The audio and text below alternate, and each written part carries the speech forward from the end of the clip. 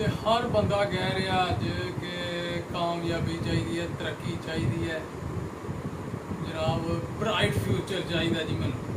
ਠੀਕ ਹੈ ਜੀ। ਤੇ ਹਰ ਚੀਜ਼, ਹਰ ਕਾਮਯਾਬੀ ਦੇ ਪਿੱਛੇ ਮਾਂ-ਬਾਪ ਦੀਆਂ ਦੁਆਵਾਂ ਨੇ। ਮਾਂ-ਬਾਪ ਦੀ ਖਿਦਮਤ ਕਰ ਲਓ, ਜੇ ਮਾਂ-ਬਾਪ ਰਾਜ਼ੀ ਹੈ ਤੇ ਅੱਲਾ ਵੀ ਰਾਜ਼ੀ ਹੈ ਤੁਹਾਡੇ ਤੇ ਹਰ ਕੰਮ ਤੁਹਾਡਾ ਸਿੱਧਾ ਹੋ ਜਾਏਗਾ, ਅੱਲਾ ਖੈਰ ਕਰੇ। हज़रत मूसा अलैहिस्सलाम कलीमुल्लाह अलैह जिन्होंने अल्लाह ताला नाल हम कलाम होंदे हैं, बड़े जलीलुल कदर नबी होए ने, ते उन्होंने अल्लाह ताला ने कहा एक बारी कि जी या अल्लाह पाक मैं ना अपना जन्नत दे विच पड़ोसी वेखना है।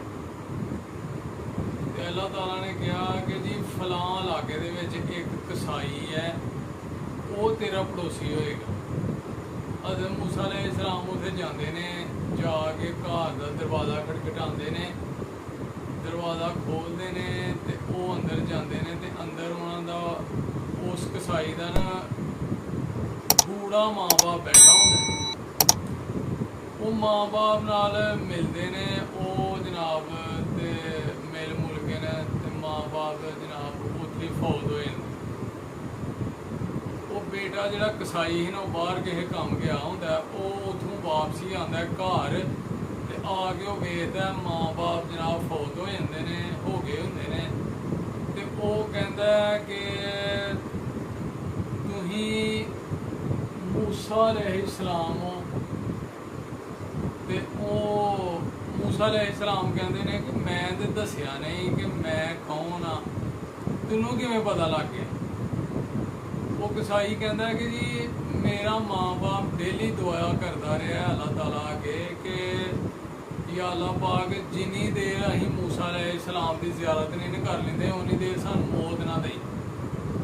जिदन असीं ज़ियारत कर लांगे उस दिन सानूं मौत आ जाए। इस वास्ते तू ही जेड़े उन्होंने मूसा अलैहिस्सलाम ते मूसा अलैहिस्सलाम कहते हैं कि होर की दुआ करते रहे।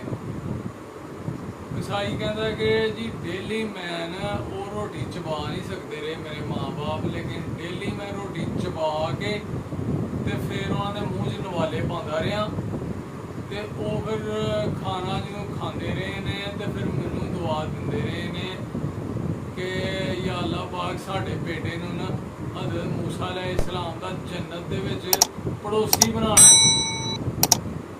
ते माँ बाप दियां दुआवां दे विच इन्ना असर है कि वेख लो अल्लाह ताला ने उस कसाई नूं जनाब ऐ समझ दी वजह नाल एक अपना नबी जेड़े जलीलुल कदर नबी ने उन्हां दा पड़ोसी लाडले नबी दा पड़ोसी बना लिया माँ दी दुआवां ने।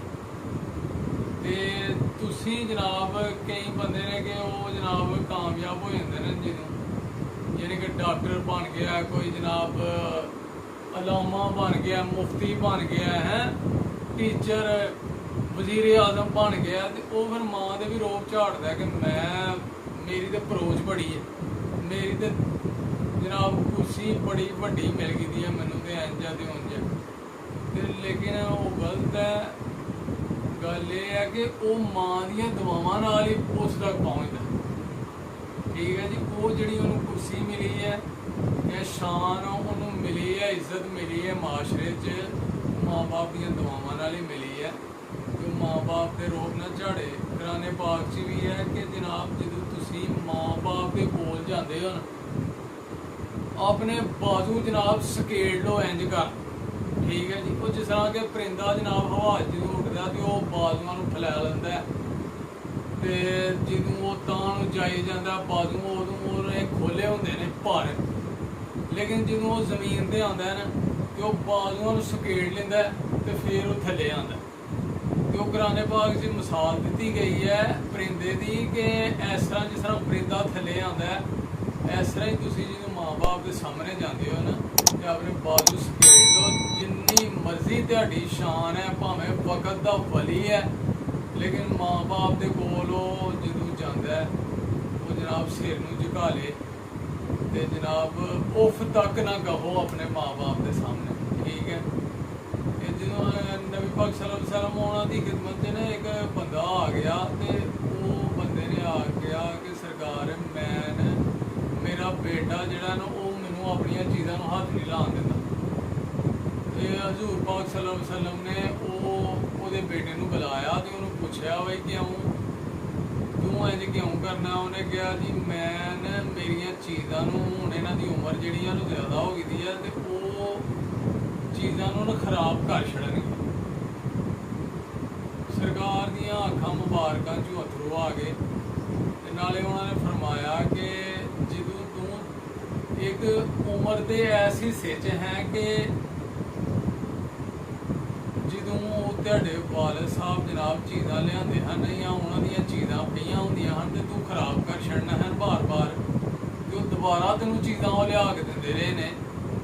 ਤੇ ਇਸ ਵਾਸਤੇ ਹੁਣ ਤੂੰ ਜਨਾਬ ਉਹਨਾਂ ਕੋਲ ਚੀਜ਼ਾਂ ਲਗਾਉਂਦਾ ਫਿਰਨਾ, ਹੱਥ ਨਹੀਂ ਲਾਉਣ ਦਿੰਦਾ।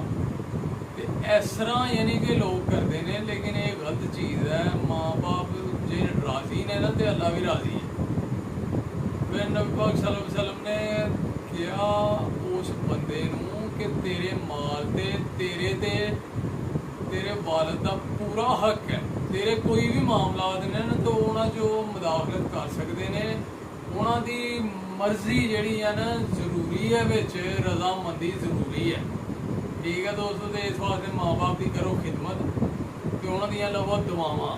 ਠੀਕ ਹੈ ਜੀ, ਜੇ ਕਾਮਯਾਬੀ ਚਾਹੁੰਦੇ ਹੋ ਤੁਸੀਂ ਮਾਂ ਬਾਪ ਨੂੰ ਕਰ ਲਓ ਰਾਜ਼ੀ ਤੇ ਵੇਖਿਓ ਜਨਾਬ ਤੁਸੀਂ ਦਿਨਾਂ ਦੇ ਵਿੱਚ ਕਾਮਯਾਬੀ ਤੁਹਾਡੇ ਕਦਮ ਚੁੰਮੇਗੀ, ਤੁਸੀਂ ਕਾਮਯਾਬ ਹੋ ਜਾਓਗੇ। ਠੀਕ ਹੈ ਦੋਸਤੋ, ਤੇ ਅੱਜ ਦੀ ਵੀਡੀਓ ਇਹੀ ਹੈ, ਸਾਡਾ ਪੈਗਾਮ ਹੈ। ਤੇ ਇਹ ਮਜ਼ੀਦ ਆਪਣੇ ਦੋਸਤਾਂ ਸੱਜਣਾਂ ਨਾਲ ਸਾਥੀਆਂ ਨਾਲ ਸ਼ੇਅਰ ਕਰੋ ਮਜ਼ੀਦ, ਕਿ ਉਹ ਵੀ ਮਾਂ ਬਾਪ ਦੀ ਕਰਨ ਖਿਦਮਤ। ਤੁਹਾਨੂੰ ਵੀ ਦੁਆਵਾਂ ਮਿਲਣ, ਸਾਨੂੰ ਵੀ ਦੁਆਵਾਂ ਮਿਲਣ। ਤੁਹਾਡੀਆਂ ਦੁਆਵਾਂ ਦੀ ਤਾਵਨ ਦੀ ਸਪੋਰਟ ਦੀ ਬਹੁਤ ਜ਼ਰੂਰਤ ਹੈ। ਤੇ ਇਨਸ਼ਾਅੱਲਾ ਫਿਰ ਅਗਲੀ ਵੀਡੀਓ 'ਚ ਹੋਈ ਮੁਲਾਕਾਤ। ਉਦੋਂ ਤੱਕ ਸਾਨੂੰ ਦਿਓ ਇਜਾਜ਼ਤ। ਓਕੇ, ਫਿਰ ਅੱਲਾ ਸਲਾਮ।